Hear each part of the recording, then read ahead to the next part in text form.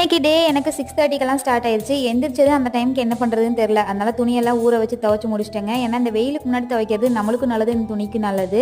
கொஞ்ச நேரத்தில் வெயில் வந்துருமா, துணியும் கொஞ்சம் காஞ்சிரும். 1 hour இல்லை 2 hourக்குள்ள துணி எல்லாத்தையும் எடுத்து போட்டுடலாம். அதனால சீக்கிரமாகவே இன்னைக்கு எல்லா வேலையும் முடிச்சாச்சு. துவைக்கும் போதே யோசிச்சு வச்சிட்டேன் இன்னைக்கு அரிசி உப்புமா செஞ்சுப்போன்னு சொல்லிட்டு. அந்த அரிசி உப்புமாக்கு பார்த்தீங்கன்னா நான் காட்டினிலே அந்த கப்பில் 1 கப் அளவுக்கு துவரம் பருப்பு, 1 ஸ்பூன் மிளகு, 1 ஸ்பூன், 3 வரமிளகா, கொஞ்சம் கருவேப்பிலை போட்டு நல்லா வறுத்து இதை ஆற வச்சிருங்க. நான் ஒரு பல்லாரி வெங்காயம் கட் பண்ணி வச்சிருக்கேங்க. இப்போ ஒரு குக்கரில் தேவையான அளவுக்கு தேங்காய் எண்ணெய் ஊற்றி கடுகு, கடலைப்பருப்பு, உளுந்தப்பருப்பு, 1 வரமிளகா, கொஞ்சம் கருவேப்பிலை, வெங்காயம் போட்டு நல்லா வதக்கிடுங்க. இது வதங்குற கேப்பில் நம்ம ஆல்ரெடி வறுத்து வச்சிருந்தோம் இல்லையா, அதை பல்சில் விட்டு லைட்டாக பொடி பண்ணி எடுத்துக்குவோம். நான் காட்டுற இந்த டம்ளரில் 1 டம்ளர் அளவுக்கு புழுங்கல் குருணை எடுத்துருக்கேங்க. இப்போ நல்லா வெங்காயம் வதங்கிடுச்சு. இதில் நம்ம கழிஞ்சு வச்ச அரிசி, அதுக்கப்புறம் அரைச்சி வச்ச பவுடர் சேர்த்துட்டு லைட்டாக வதக்கிட்டு அதில் 1/4 செம்பு தண்ணி, தேவையான அளவு உப்பு போட்டு குக்கர் மூடியை போட்டு விசில் வச்சிருங்க.